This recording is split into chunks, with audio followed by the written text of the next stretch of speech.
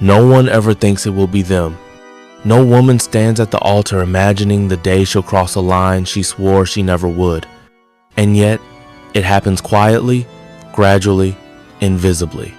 Not in loud betrayals, but in whispers.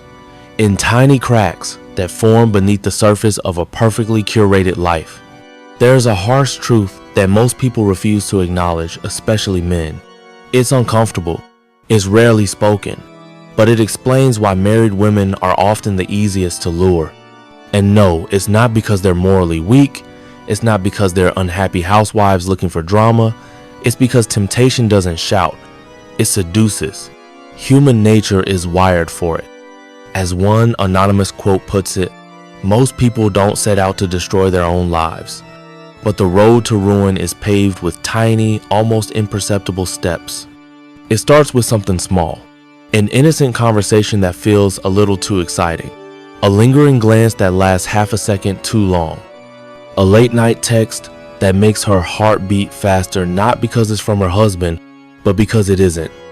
This is not a rare story, it's a pattern. Psychologists have been studying it for decades. They call it the slow erosion of boundaries. Step by step, thought by thought. Until, one day, she stares into the mirror and barely recognizes the woman looking back at her. So, the question is, why? Why are married women those who once stood proudly in white and vowed forever the easiest to tempt? And perhaps even more chilling, how do they justify it to themselves? That's exactly what we're going to break down. Reason number 1, the unspoken void, why some married women seek external attention. Helen Mirren once said, "The great marriages are partnerships." It can't be a great marriage without being a partnership. At its best, marriage is a beautiful bond that weathers storms, time, and temptation. But not every marriage remains strong forever. Even women who once believed with their whole heart may slowly start to drift, not always because they're unhappy, but because something inside them begins to feel invisible. And here's the mistake most people make. They assume these women are chasing an escape, but often they're not running away. They're searching for something they lost, something they used to feel deeply and no longer do. Human beings are wired for connection, but for many women, that connection has to go beyond physical presence. What they crave most is emotional intimacy, feeling of being seen, heard, and truly understood. In the early days of marriage, that connection is electric. Late night talks, inside jokes, the thrill of knowing someone gets you. But slowly, life steps in. Careers, kids, chores. Conversations turn from dreams to grocery lists. The spark fades. Predictability replaces passion. And in that quiet emptiness, the unspoken void grows. And once that spark fades and the emotional intimacy begins to vanish, a woman doesn't just feel disconnected, she starts to feel unseen. And that's when the real danger begins. Dr. John Gottman, a world-renowned relationship psychologist, has spent decades studying what destroys relationships. And he discovered something most people never suspect. The true silent killer of love isn't conflict, it's indifference. When a woman no longer feels noticed, no longer feels chosen by the man she once believed would see her forever, something shifts deep inside. Her subconscious begins to crave validation, even if she doesn't consciously realize it. It's not a dramatic decision, it's a quiet ache. Author Mitch Albom once said, "People will do anything to avoid being lonely, even if it means losing themselves in the process." And for many women, that loss of self begins with something seemingly harmless. A compliment from a stranger, a moment of genuine eye contact, a man who actually listens. Suddenly, that brief interaction, just seconds long, feels like a breath of oxygen after years of suffocating silence. Marriage brings many beautiful things: loyalty, stability, shared goals. But with stability comes repetition, predictability. And over time, that predictability can become a slow poison that drains passion from the everyday. Psychologists call this phenomenon the Coolidge effect. The idea that desire is often triggered by novelty, the unfamiliar, the unknown. And the longer a woman has been married, the more likely each day feels like a repeat of the last. The conversations feel scripted, the gestures expected. But when something new enters the frame, something unexpected, it's like flipping on a light in a dim room. This doesn't happen because she's immoral. It's not about disloyalty.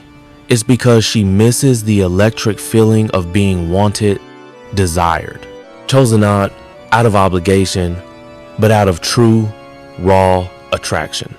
As F. Scott Fitzgerald once said, "We are most alive when we are in love."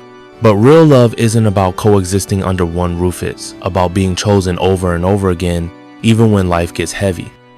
When a woman feels pursued, when she sees that glimmer in a man's eyes, it awakens something powerful. It reminds her of who she used to be, the confident, radiant version of herself that once lit up rooms without trying, the woman who felt beautiful without needing reassurance, the version of her that existed before she became someone's wife, someone's mother, someone's everything. And even if she never intends to cross the line, she might start drifting closer to it. Not because she's looking to betray, but because just for a moment she feels alive again. There's another layer to this unraveling, one that's often overlooked: the loss of social identity. You see, many women, after getting married, slowly begin to disappear behind the roles they take on. They're no longer just themselves. They become someone's wife, someone's mother, the manager of the home, the emotional anchor for everyone else. Before marriage, she was an individual, a mystery, a woman with ambitions, passions, and an identity all her. She was once a woman with her own identity, her own dreams, passions, and pursuits. But over time, as we just explored, she slowly fades into the roles assigned to her: the wife, the mom, the emotional anchor. And even though those roles are noble, they can quietly erase the person she used to be. That loss of identity can lead her to seek out moments that remind her she's still an individual, someone who exists outside the role she plays every day. And sometimes that reminder comes not through self-reflection, but through the attention of another man. This brings us to a dangerous yet deeply human phase in the process: the justification game. As the old saying goes, the mind will always find a way to justify what the heart has already decided. No woman wakes up and decides, "Today I'm going to betray my marriage." That's not how it works. The truth is far more subtle and far more unsettling. When a married woman begins to walk the line, whether emotionally or physically, it's rarely a sudden fall.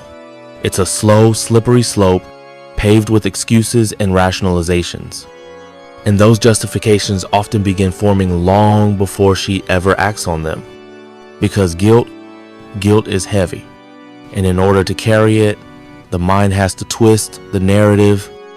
If she can convince herself that nothing she's doing is truly wrong, then she doesn't have to carry the crushing weight of betrayal. It's not about deception of others, it's about deceiving herself. So how does it start? How does a woman who once stood firmly in her vows begin to drift? At first, it's harmless, or at least that's what she tells herself. It's just attention. What's the big deal? We're just talking. I'm not cheating. I'm just enjoying the moment. I deserve that, right? The human brain is a master of self-deception. When something feels good but doesn't align with our values, the mind goes into overdrive to bridge the gap. Psychologists call this cognitive dissonance, the tension that arises when actions contradict beliefs. And here's the thing, when that tension becomes too much to bear, the mind starts bending reality just to protect itself. As physicist Richard Feynman once said, the easiest person to fool is yourself. So she begins playing mental gymnastics. She minimizes her behavior. It's just flirting. It's not like I'd actually do anything. She shifts the blame. If my husband paid more attention to me, I wouldn't need this. She compartmentalizes. This has nothing to do with my marriage. This is just for me. But here's the kicker. The more she justifies, the further she's willing to go. One step leads to the next. and soon the line between right and wrong becomes dangerously blurred. And for many married women, the first act of betrayal isn't physical, it's emotional. And that is exactly what makes it so dangerous. We've just seen how emotional affairs quietly take root, how a woman can cross boundaries without even realizing she's doing it, simply by sharing pieces of her heart that no longer belong to her husband. And this is exactly where the lines begin to blur. It starts innocently late night texts that feel harmless, conversations that drift into emotional depths they were never meant to reach, sharing secrets and struggles with another man because it just feels easier, more comforting, more seen. At first, she tells herself, it's just talking, it's not physical, there's no harm in this. But here's the truth. Emotional intimacy can be even more powerful than physical touch. Because when a woman opens up her mind, her heart, and her vulnerabilities to someone who isn't her husband, she's already begun to detach from the person she once promised everything to. Cheating doesn't always require physical contact. Sometimes the betrayal happens the moment you begin hiding things from your partner. The moment you send a message and delete it. The moment you start choosing someone else to confide in. That's when the real danger begins, because emotional closeness is the gateway drug to physical connection. The stronger the emotional bond, the weaker the physical boundaries become. And that leads us into the most dangerous justification of all. I deserve this. This is the final stage. The moment when the mind stops asking questions and starts making declarations. I've given everything to this marriage. I've sacrificed years of my life, my body, my energy, my dreams. He doesn't notice me. He doesn't care. So why should I? I've been loyal for so long and it's gotten me nothing in return. And with those thoughts, the mental shift is complete. She no longer sees her actions as questionable. She doesn't feel torn. In her mind, what she's doing isn't betrayal, it's justice. It's restoration. It's something she believes she deserves. This is what psychologists call the point of no return. Because once someone feels morally justified, nothing can stop them. And here's the brutal truth. Married women don't become vulnerable to temptation because they're weak or reckless or immoral. It's because the human brain is a master at rationalizing what feels good. It begins with tiny excuses, small justifications, harmless intentions.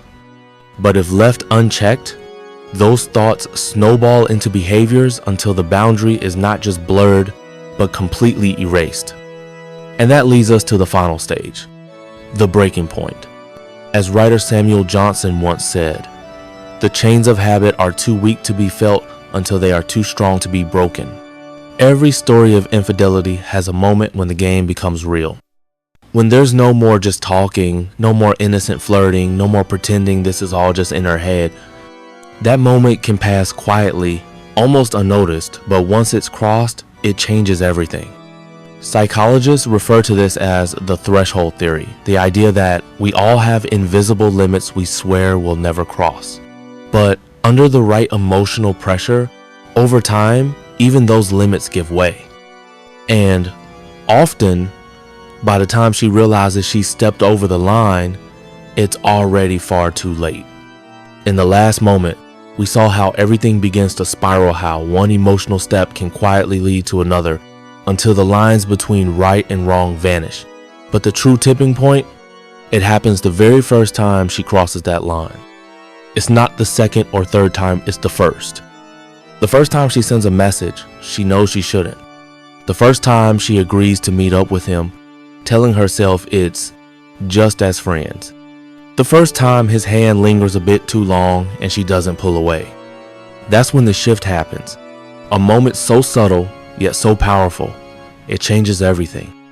Because once that first line is crossed, the second time feels easier, and then the third. As the philosopher Aristotle once said, we are what we repeatedly do. What once felt forbidden slowly starts to feel normal. And here comes the most dangerous lie we tell ourselves. I can stop whenever I want. But can she? Can anyone? Not really, because once the emotional brain is triggered, it doesn't let go easily. Neuroscientists have discovered that romantic and sexual attraction activate the same parts of the brain as drug addiction. That burst of dopamine, the feel-good chemical, creates a high that can be as addictive as any substance. And the scary part? She doesn't even realize what she was missing until she feels it again. So even when she tells herself this is the last time, she somehow finds a reason to return. Because at this stage, it's no longer just about the man, it's about how she feels when she's with him. At first, lying feels unnatural, uncomfortable. The first time she hides a message, the first time she makes up an excuse, the first time her heart pounds when her husband casually asks, "Who are you texting?" It feels wrong, but the human mind is disturbingly adaptable. Soon, guilt gives way to planning. She becomes more strategic, more careful, more convincing even to herself. She hides her tracks so well that the guilt eventually disappears. She's not just telling lies anymore as she's starting to believe them. And that's where the spiral tightens. Because the longer a secret survives, the harder it becomes to escape.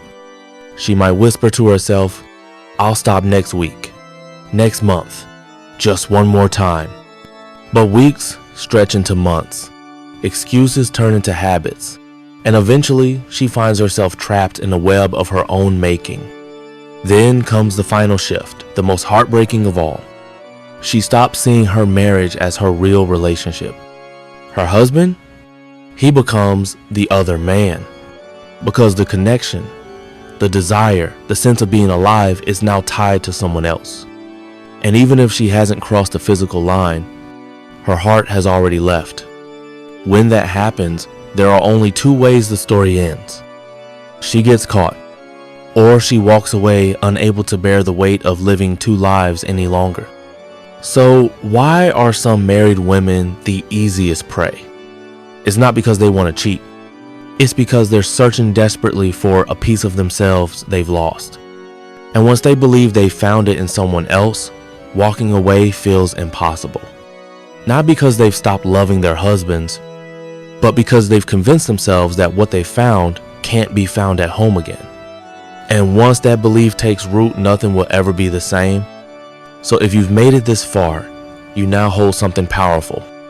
The ability to see what most people overlook, to read between the lines, to recognize the silent signals before they lead to something irreversible. And with that awareness, you'll never be blind to the game again.